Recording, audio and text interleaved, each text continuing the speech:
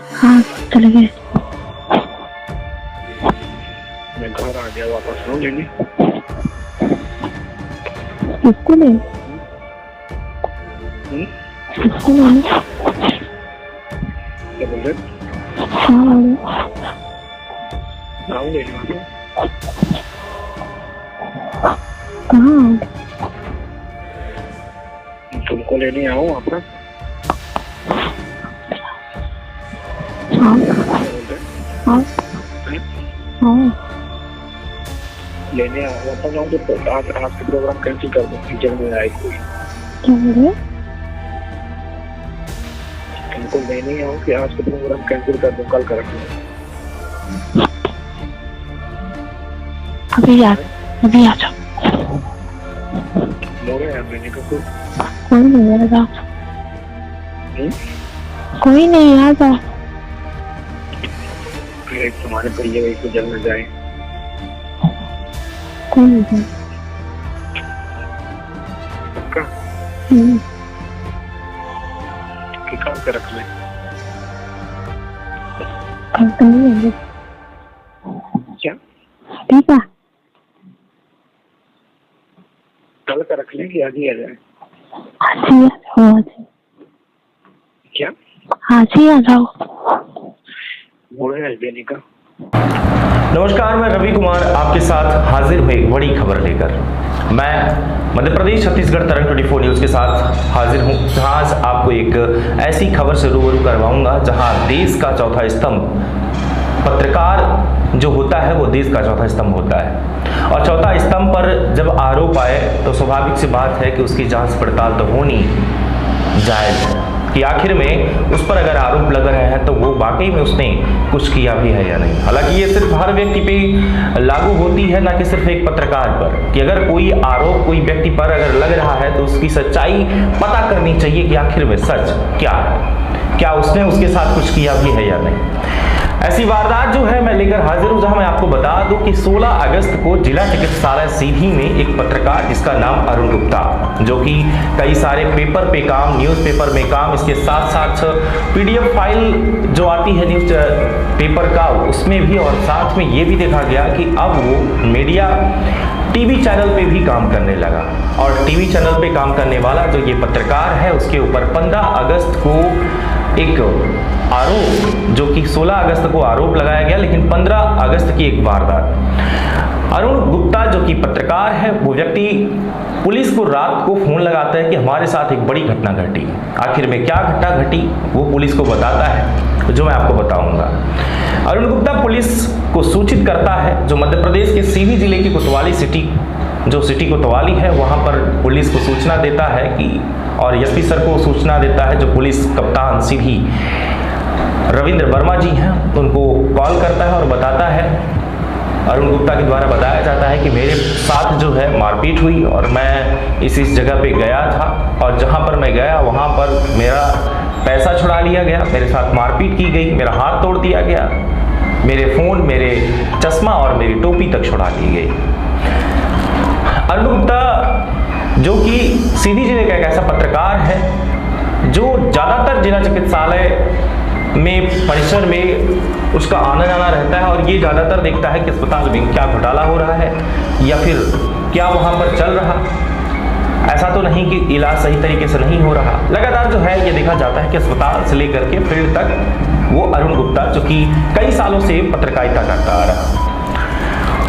Police को जब वो ये बताता है कि उसके साथ मारपीट हुई और उसका पैसा जो लूट लिया गया, लगभग 80,000 राशि बताता है जो उसके पास मौजूद था, पुलिस इस पर जो है जांच पड़ताल शुरू कर देती है कि आखिर में एक पत्रकार को ही किसने लूट लिया, पत्रकार को किसने लूटा, अगर लूटा तो किसने लूटा। सबसे बड़ी चीज ये देखी जाती है कि ये सिर्फ पीआई तक नहीं बल्कि एक पत्रकार का जब मामला आता है तो डीएसपी जांच करते हैं, एसडीओपी जांच करते हैं, या फिर एसपी, एडिशनल एसपी भी जांच कर सकते हैं। हालांकि जांच जिसको एसपी चाहे उससे जांच करवा सकते हैं, लेकिन एसडीओपी और डीएसपी लेवल की जांच होती है इस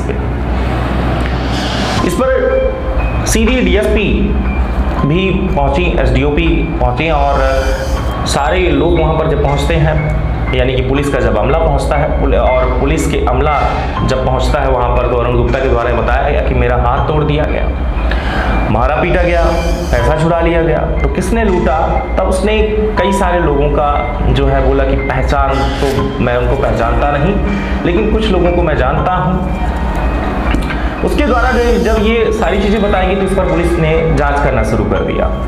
मौके या वारदात पर जब पुलिस वहाँ पर जाती है, भागदौड़ करती है, देखती है, तो कुछ सबूत ऐसे नहीं मिले लूटपाट के। लेकिन अभी भी अरुण गुप्ता कह रहा है कि 80,000 रुपये मेरी जो राशि थी, यानी मेरे पास जो पैसा था वो लूट लिया गया। तो सवाल ये था कि आखिर में 80,000 तुम्हें मिले तो मिले कहाँ? तुम 80,000 लेकर कहाँ जा रहे थे? तब पुलिस ने जब ये पूछा तो अरुण गुप्ता के द्वारा बताया गया कि हमने किसी से कर्ज लिया था, सामने 15 अगस्त था और मेरी कुछ परिस्थिति जो है नाजुक थी, तो मैंने 80,000 रुपये कर्ज लिया था। कर्ज जिसने दिया था उसको भी बुलाया गया। पुलिस उससे भी पूछताछ करती है और पूछताछ करने के बाद भी कंफर्म करती है कि वाकई में तुमने 80,000 दिया था या नहीं दिया था। 80,000 उसने बताया, जो देने वाला कर्ज देने वाला जो व्यक्ति था उसने बताया कि मैंने 80,000 रुपये उसे दिया है। अब पुलिस कप्तान को ये लगता है कि आखिर में सीधी में एक पत्रकार अगर सुरक्षित नहीं है, ये बात फैली तो वाकई में कहीं ना कहीं शीशा लेदर होता है पुलिस का भी और चौथा स्तंभ का भी हो रहा है कि मारपीट हुई एक पत्रकार के साथ। पत्रकार सुरक्षित नहीं है तो आखिर में चौथा स्तंभ भी जब सुरक्षित नहीं है तो और कौन होगा? इस पूरे मामले पर जो है जांच पड़ताल जब शुरू होती है तो बात आगे ऐसे बढ़ते कुछ ही देर बाद ऐसा पता चलता है कि उसके साथ लूट नहीं हुई। अब जब लूट की बात आती है तब वो बताता है कि मेरे साथ लूट हुई, लेकिन इतना लूट नहीं हुई, बल्कि 20 से 25,000 लूट हुई, 80,000 लूट नहीं हुई। ये पुलिस का कहना है, पुलिस के द्वारा ये बताया जाता है। लेकिन इन सारी चीज़ों को छोड़कर जब तक ये यहाँ पर जांच पड़ताल चल ही रही थी कि दूसरी तरफ जहाँ जिसका नाम उसने बताया था वहाँ पर एक नाबालिग लड़की आती है और तब तक सिटी कोतवाली अंतर्गत बैठकर अपने पिता के साथ, जिसकी उम्र लगभग 17 साल, लड़की जो कोतवाली थाना अंतर्गत की है, रिपोर्ट दर्ज करवाती है। और रिपोर्ट में ये कहा जाता है कि अरुण गुप्ता जो कि पत्रकार है, सीधी में कमरा लेकर रहता है, वो रात को 10 बजे अपने मोबाइल नंबर से मेरे पिताजी के नंबर पे उसने कॉल किया और उसने कहा कि मैं हवाई अड्डे पे खड़ा हूँ, हवाई पट्टी पे खड़ा हूँ, मुझसे मिलो। लेकिन ये जो मिलने की बात करता है तब वो बताती है कि मेरे घर में सारे लोग हैं और मैं अभी नहीं मिल सकती। लेकिन अरुण गुप्ता मिलने का प्रयास उसे करता है, बोलता है मुझे मिलना है। फिर लड़की उससे बात करती बुलाती है, एक ऑडियो वायरल होती है। ऑडियो वायरल होने के बाद जब वो ऑडियो पुलिस को भी देखने को मिला तो ये हुआ कि आखिर में लड़की ने बुलाया तो था और ये गया तो था। ये भी हुआ, एक ऑडियो जो वायरल हुई। लड़की कहती है कि आओ मुझे आज ही मिलना है, असली कुछ बातें भी करता है। जो कि पत्रकार है अरुण गुप्ता, अश्लील बातें करता है उस फोन पे। ये जो रिकॉर्डिंग उसकी वायरल हुई, उसी रिकॉर्डिंग के आधार पे ये भी हुआ कि लड़की के पास ये गया था मिलने के लिए और FIR दर्ज हो जाती है। FIR दर्ज हुई। FIR जब दर्ज होती है तो उस लड़की के द्वारा बताया जाता है कि मैं मेरे घर पे आता है, मेरे छत पे आता है, मैं छत पे लेटी हुई थी और इसने मुझे छत पे ही फ़ोन लगाया। इसने पूछा किस दिशा में तुम लेटी हुई हो, मैंने बताया इसको और ये मेरे पास आया, मेरे बिस्तर के पास आया। पहले तो मेरे बिस्तर पे बैठा और चारपाई पे बैठने के बाद ये धीरे धीरे मुझे इधर उधर टच करने लगा, मेरे साथ जोर जबरदस्ती करने लगा। तब तक एक छत पर से एक ईंट गिरी और जैसे ईंट गिरती है तो घर वाले जाग जाते हैं कि आखिर में क्या हुआ, और भैया आ जाते हैं और घर वाले आ जाते हैं। तब तक अरुण गुप्ता जो है देख लेते हैं अरुण गुप्ता को, जो कि पत्रकार है, जो एक लड़की से छेड़छाड़ कर रहा। बिस्तर पे लड़की जब लेटी हुई है तो उसके साथ गलत हरकत कर रहा। पूरी वारदात जब देखी जाए, जब देखा उसके परिवार वालों ने जब देखा तब ये चीज़ें होती हैं कि लड़की से जब लिपट कर वो ज़बरदस्ती करने का प्रयास करता है, तभी उसके जो घर वाले हैं, यानी कि जो उसके भाई हैं लड़की के और जो घर वाले हैं, सभी ने अरुण गुप्ता को खदेड़ा, उसके साथ मारपीट करने का प्रयास किया। लेकिन एफआईआर में मारपीट की बात नहीं है, उसमें सिर्फ ये कहा जा रहा है कि अरुण गुप्ता वहां से छत पर से कूद गया, जिसकी वजह से उसका हाथ टूट गया और कुछ जो चोटें लगी हुई हैं, जो कि अब ये कह रहा है कि मेरे साथ इन्होंने लूट की वारदात हुई और मारपीट हुई, इन लोगों ने किया। लेकिन लड़की का कहना ये है कि ये मेरे घर पे आया था और मेरे साथ इस तरीके से किया और जो है ये छत पर से कूदा, जिसके चलते इसका हाथ पांव टूट गया। साथ में लड़की का कहना ये भी है कि बार बार ये कहता था कि मैं कुंवारा हूं, मेरी शादी नहीं हुई है। ये पत्रकार जो अरुण गुप्ता है, इसका कहना है कि मेरी अभी शादी नहीं हुई, जबकि इसके भी बच्चे हैं, बीवी हैं, शायद इसके 2 बच्चे हैं। जानकारी के मुताबिक मैं आपको बता दूं कि 2 बच्चे हैं, बीवी है, परिवार है, साथ में पत्रकार है। ये जो चौथा स्तंभ जिसमें गिनती होती, मैंने पहले ही कहा कि अगर कोई शिक्षित व्यक्ति है, अगर इस तरीके की अगर कोई वारदात अगर सामने आ जाए तो सवाल तो ये उठता है कि आखिर में जो शिक्षित व्यक्ति है, जो देश को जागरूक कर रहा है, वो खुद ऐसे कैसे हो सकता है। पर किसी की नीयत को कोई कुछ कह नहीं सकता। एफआईआर होती है, एफआईआर नामजद होती है मीडिया अरुण गुप्ता के नाम से, जिसमें विभिन्न धाराएं भी लगाई जाती हैं उसके ऊपर, जो मैं आपको बता दूं। सिटी कोतवाली अंतर्गत जो एफआईआर जो दर्ज होती है, उस सिटी कोतवाली में जब मामला पंजीबद्ध होता है तो भारतीय दंड संहिता विधान के तहत मैं आपको बता दूं कि 1860 के तहत 457 धारा 354A, साथ में लैंगिक अपराधों से जो कि बालकों का संरक्षण अधिनियम यानी कि जिसे पास्को एक्ट कहते हैं, 7 और 8 भी धाराएं लग गई। और साथ में ST 80 3A और 3B यानी कि 3(1) 3(2) भी लग गया।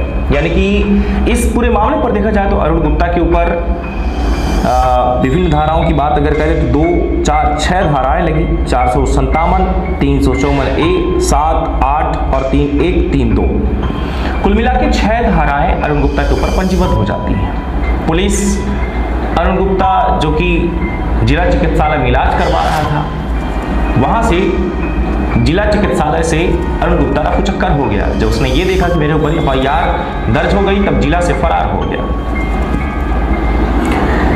पुलिस ढूंढने का प्रयास सिर्फ अस्पताल तक करती है, इसके बाद आगे का मामला जब देखा जाए कि इस पर पूरी जांच पड़ताल पुलिस ने क्या किया, ये तो पता ही नहीं चल पाया। लेकिन सबसे बड़ी बात ये कि अगर ये आरोपी है तो फरार कैसे है, अगर फरार है तो पुलिस पकड़ क्यों नहीं रही है, अगर दोषी है तो अरेस्ट क्यों नहीं हुआ अभी तक। पुलिस ने एक लड़की के जो कि नाबालिग लड़की है, उसके कहने पर अगर एफआईआर करती है, अगर वो पीड़िता है, तो सीधी सी बात है कि जब हर व्यक्ति के ऊपर जब कार्यवाही होती है तो अरुण गुप्ता के ऊपर भी कार्रवाई होनी चाहिए। लेकिन अगर वो साजिश का शिकार हो रहा है तो सीधी सी बात यह है कि उस पर जांच पड़ताल होनी चाहिए कि आखिर में उसने ऐसा किया है या नहीं किया है। लेकिन सबसे बड़ी चीजें तो ये देखी जाती हैं कि जब फर्स्ट अगर एफआईआर जब होती है, अगर कोई भी महिला या फिर कोई लड़की आ जाए तो उस वक्त किसी भी व्यक्ति की सुनवाई नहीं होती, कोई जांच पड़ताल नहीं होती, बल्कि पुलिस जुट जाती है इस मामले पर कि जो ये कह रही है उसी को सच करना, उसी को साबित करने पर तुल जाती है।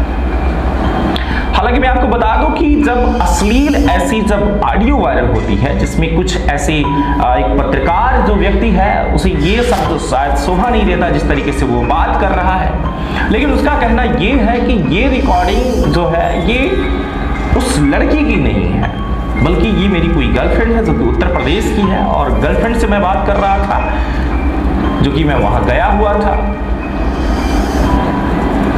अब उस ऑडियो को पुलिस के द्वारा या फिर अन्य किसी व्यक्ति के द्वारा वायरल किया गया है जो कि मेरी निजी लाइफ है, पर्सनल लाइफ है। मेरी गर्लफ्रेंड की रिकॉर्डिंग्स वायरल करना उचित नहीं है, मेरी निजता को जो है, मेरी निजता का हनन हुआ है। लेकिन उस लड़की का कहना यह है कि रिकॉर्डिंग मेरी है। इस पूरे मामले पर अभी तक जो है जांच पड़ताल मैं आपको बता दूं कि पुलिस का कुछ पता ही नहीं चल पा रहा कि पुलिस इस पूरे मामले पर कर क्या रही है। अब क्या अरुण गुप्ता जो पत्रकार है वो जेल जाएगा या फिर उसकी अग्रिम जमानत हो जाएगी, या पुलिस अभी भी उस जांच पड़ताल में जुटी हुई है कि अरुण गुप्ता ने ऐसा क्राइम किया भी है या नहीं, ये चीजें स्पष्ट नहीं हो पा रही हैं। लेकिन मध्य प्रदेश में लगातार सीधी जिले की अगर बात की जाए तो कहीं ना कहीं जो नाबालिग लड़कियों की जो अगर बात आ जाती है तो बहुत सारी ऐसी चीजें हैं जहां देखने को मिलता है कि मतलब लगातार वारदात देखी जा रही है। नाबालिग लड़कियों के साथ कहीं पर हत्या हो रही है, तो कहीं पर उनके साथ रेप हो रहा है, तो कहीं पर गला घोट दिया जा रहा है रेप करके, कहीं किसी के साथ छेड़छाड़ हो रहा है, तो कोई ऐसा है जो स्कूल के टीचर के द्वारा शोषण किया जा रहा है, कोई कहीं पर सुरक्षित ही महसूस नहीं कर पा रहा है। सारी चीज़ें अगर देखी जाए तो बस यही होगा कि इस पर मैं पूरी स्टोरी लेकर हाजिर होऊंगा, फिर से आपको अपडेट करवाऊंगा कि आखिर में इस पूरे मामले पर अरुण गुप्ता का क्या कहना है या फिर पुलिस का क्या कहना है, पुलिस क्या कर रही है आखिर में। सारी चीज़ों लेकर फिर से अपडेट कराऊंगा आपको, और फिर मिलता हूं एक इसी स्टोरी के साथ। तब तक के लिए नमस्कार, जय हिंद, जय वीर।